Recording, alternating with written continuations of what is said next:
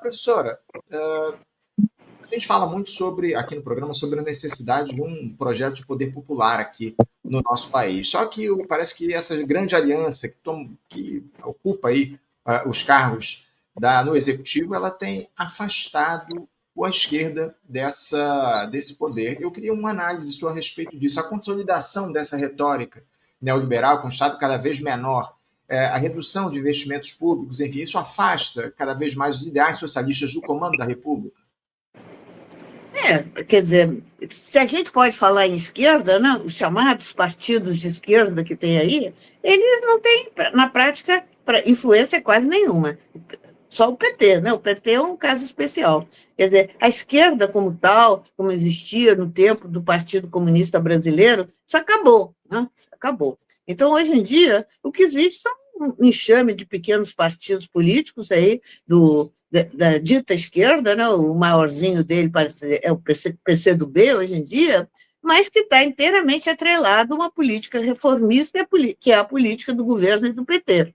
Quer dizer, por isso que eu digo, chamar isso de esquerda é muito complicado, porque esquerda subentende-se que tem um projeto de transformação radical, de transformação socialista do país. Isso não quer dizer que o socialismo vai ser implantado de imediato, mas um projeto que aponte nessa direção.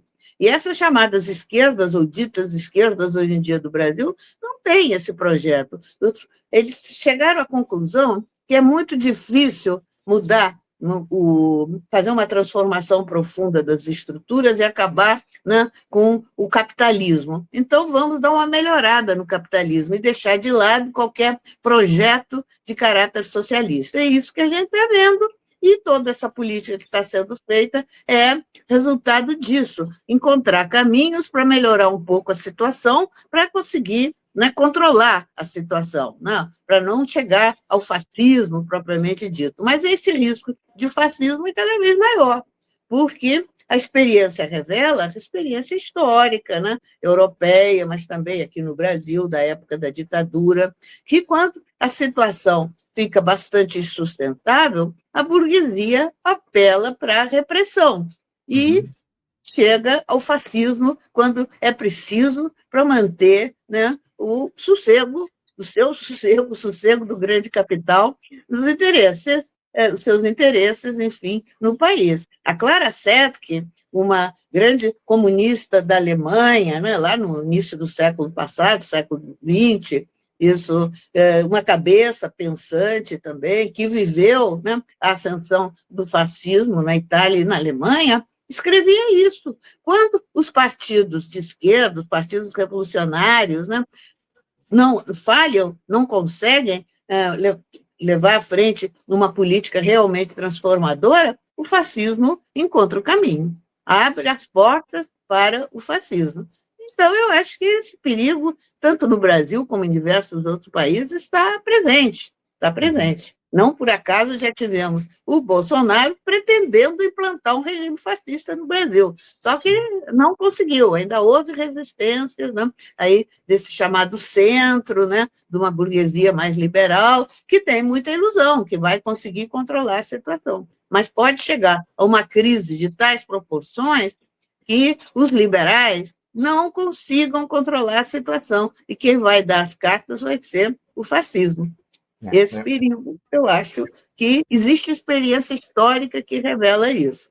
Aliás, nesse livro que eu falei aí da Clara Matei, ela aborda essa questão, né? Que quando a burguesia vê, né, que as próprias políticas de austeridade não estão conseguindo resolver, né, a manutenção do poder, que isso que é importante para eles, para manter seus interesses, apelam para regimes autoritários ou mesmo de corte fascista. Então, eu acho que quem pretende ser de esquerda, né, que tem muita gente que é de esquerda ou quer ser de esquerda no Brasil, tem que pensar nisso, né, encontrar caminhos para realmente fazer avançar o movimento popular, a organização popular, que sem isso não se avança. Para não permitir que as portas se abram para o fascismo aqui no nosso país, o neofascismo, com a senhora muito bem alerta aqui para a gente. O fato é que muitos desses partidos ditos progressistas, né, professor, como foi citado aqui também, são, de alguma forma, satélite do próprio Partido dos Trabalhadores. A grande verdade é essa. Ela citou o PCdoB, tem também o próprio PV, enfim. Professora, mudando um pouquinho de assunto, porque a gente está falando muito sobre política institucional, política partidária, eu queria avançar um pouco para discutir uma outra questão. A senhora, por muitos anos, lecionou na UFRJ, Universidade Federal aqui do Rio de Janeiro, é uma das grandes figuras da história da instituição, dando aula de história contemporânea, enfim. A universidade pública sempre foi um centro de resistência à esquerda no nosso país. Não dá para a gente negar isso, professor. Eu gostaria que a senhora, diante disso, nos dissesse como é que a senhora vê a universidade pública hoje na disputa política. Qual é o papel que ela exerce na formação de intelectuais que lutem aí por um país mais justo? E outra, a intelectualidade brasileira está realmente comprometida com os ideais socialistas? Não há um certo descolamento da academia com a realidade do nosso povo? Eu acho que sim, acho que você tem toda a razão. Isso, quer dizer, essas teorias neoliberais adquiriram grande força. Hoje, né, o chamado o pós-modernismo tomou conta, viu, da intelectualidade, principalmente que se ocupa com as disciplinas, as ciências sociais, né? História, filosofia, ciências sociais em geral, né? Esses setores, pelo que eu posso ver, predomina, né, as teorias chamadas neoliberais, que, no fundo, inclusive citando um grande historiador que hoje em dia procuram esquecer, que foi o professor Ciro Flammarion Cardoso, professor na Universidade Federal Fluminense, que morreu já há uns 10 anos atrás, lamentavelmente, em que ele mostrou, tem vários trabalhos dele, que esse neoliberalismo, ou na área, né, das pesquisas históricas, das ciências sociais, né, o pós-moderno, na realidade, é um nome bonito para falar no irracionalismo, ou seja, a corrente historiográfica, a corrente de pesquisa, que ignora totalmente a verdade, a realidade, fica cada um inventando. Não por acaso se fala tanto em narrativas hoje, quer dizer, cada um inventa a sua narrativa. Então, nesse ambiente, que é muito fruto, né, das derrotas sofridas a partir de 68, com aquele movimento de 68 na Europa, mas que no Brasil também teve seus reflexos, né, derrotas, né, do socialismo real, na União Soviética e nos países, todas essas derrotas levaram a que grande parte dessa intelectualidade, né, de esquerda, progressista, né, desistisse de qualquer transformação mais profunda, de luta pelo poder para chegar um dia a uma sociedade socialista. Então, daí essas teorias pós-modernas, cada um inventa a história que mais lhe apraz, né? Com isso há uma divisão muito grande, falta unidade, falta organização, falta um projeto, né, de transformação. Então, eu acho que isso que predomina. Não quer dizer que não tenham socialistas, não tenham pessoas, né, com outro corte, mas eu acho que ficam muito isoladas no âmbito da universidade, que você está perguntando, no âmbito da intelectualidade. Eu acho que predomina hoje na intelectualidade dita assim de esquerda, progressista no Brasil, são as correntes pós-modernas, ou seja, irracionalistas, que abdicam de interpretar a realidade a partir das evidências, como dizia um grande historiador marxista, o Eric Hobsbawm. Então, hoje em dia não existe, por parte desses setores, um compromisso com a evidência, com o que realmente existe, com a sociedade. Cada um fica inventando a sua história, que mais lhe apraz, para justificar determinados interesses. Então, essa questão é muito grave, eu acho, e faz parte de um período histórico de derrota, né, das correntes socialistas. Isso provavelmente não vai ser eterno, né? Até porque as próprias contradições do capitalismo se tornam cada vez mais graves. É só ler o Marx, ler o Capital, ver como ele tinha razão. Quer dizer, cada vez se agrava mais a concentração de renda, não só no Brasil, como no mundo, né? Então, nessa situação, né, a tendência é que vão surgir lutas, né?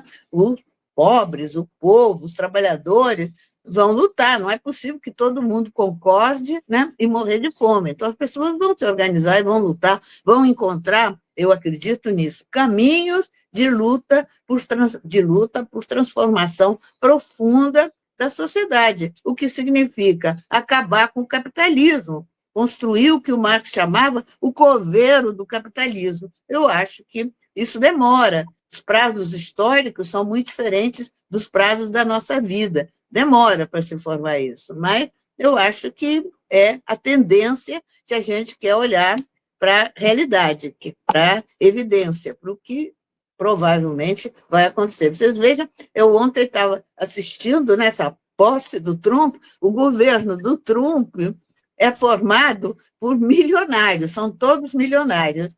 E esses milionários, o PIB deles somado é maior do que o PIB de muitos países juntos. Dava até o número, agora não estou lembrado. Então, é isso, é o grande capital, né? Já não é o capital médio, já não é assim a burguesia liberal, é o grande capital que está, né, dominando um país como os Estados Unidos. Né? Não é por acaso que o Trump escolheu, né, essa turma tão fiel, que ele ontem elogiou tanto, né, no discurso que ele fez aí às vésperas da posse.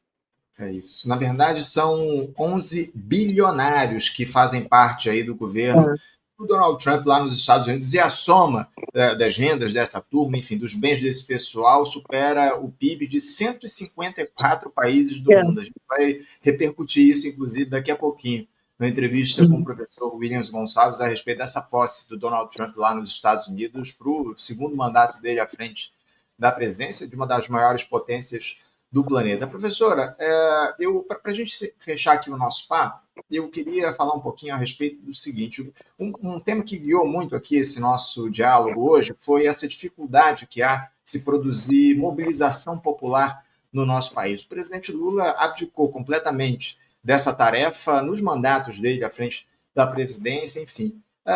Usando o exemplo do seu pai, dos Carlos Prestes, que é uma das principais figuras do nosso campo na história, como é que a esquerda poderia atuar num momento histórico difícil como esse para mobilizar a classe trabalhadora, para construir ou reconstruir uma base social no nosso país? Olha, o próprio Prestes falava nisso, que não tem solução mágica, né? Trata-se de organizar os diferentes setores populares em torno das suas reivindicações. As reivindicações, como eu já disse hoje, não faltam, né? Diferentes setores. Hoje em dia, a classe operária tradicional diminuiu muito do ponto de vista numérico, né? Mas existem trabalhadores de vários, né, perfis que podem e devem ser organizados em torno daquilo que eles mais sentem e mais precisam, inclusive os professores universitários, os estudantes, né? Enfim, inclusive na universidade também, mas principalmente na sociedade, que houve, né, um achatamento, digamos, das condições de vida da própria classe média. Então, se antigamente, por exemplo, os médicos eram todos um setor de elite em geral, hoje grande parte dos trabalhadores da medicina, dos médicos mesmo, são assalariados, que trabalham em hospitais, passam o dia todo correndo de um hospital para o outro, ganham muito pouco, né? Isso é a maior parte, tem a elite, evidentemente, né? E assim outros setores, os professores também, né? Enfim, muitos outros setores que se proletarizaram, usemos essa palavra, e têm que ser organizados em torno daquilo que eles sentem, né? Para, nesse processo, conscientizar, aí as forças ditas de esquerda, né, deveriam entrar conscientizando. O que significa conscientizar? Mostrar que só as lutas parciais, as lutas por suas reivindicações, não vão resolver o problema, que é necessário avançar no sentido de reformas estruturais profundas da sociedade. Para isso, é importante conhecer o Brasil, estudar a realidade brasileira e conhecer o marxismo, na minha opinião, e, aliás, a do Prestes também era essa. Sem o conhecimento de um instrumento teórico importante como o marxismo, isso não vai dar certo, pois mais que esses partidos de esquerda aí façam grandes documentos, longos documentos, né, cheios de declarações, às vezes corretas, mas desligados dessa realidade, né, em que estamos vivendo, da realidade dos diferentes setores populares. Então, tem que começar de baixo, na minha opinião. Acho que o Prestes, pelo menos, o que ele dizia na época era isso, pensaria dessa maneira. É isso. Acima de tudo, a gente precisa mobilizar a população de baixo para cima. É o que a gente talvez a tarefa principal da nossa geração, da turma de esquerda aqui no nosso país. Vamos ver como é que a gente consegue avançar nesse sentido, porque lamentavelmente até aqui o que a gente tem visto é a consolidação dos discursos neoliberais, enfim. Professora Anita Prestes, é sempre uma honra recebê-la aqui no nosso programa. Eu quero agradecer muito a sua presença aqui com a gente no Faixa Livre. Espero que a gente possa voltar a conversar sobre outros temas da política nacional. Muito obrigado pela sua participação. Desejo à senhora uma ótima semana e deixo meu abraço forte. Obrigada. Para mim também, um abraço de vocês. É um prazer aqui conviver com vocês e parabenizar pelo trabalho que vocês fazem, que eu acho que é importante, de esclarecer, né, uma parte, né, da população, os seus ouvintes, e hoje em dia não são só ouvintes, são também os que assistem a televisão. Né? Tá, É isso. obrigada. Agradeço muito. Há 30 anos de Faixa Livre nesse projeto aí de tentar trazer um pouco de luz aos temas importantes para a população, para a classe trabalhadora no nosso país. Obrigado mais uma vez, professor. Um abraço. Até a próxima. Obrigada, abraço.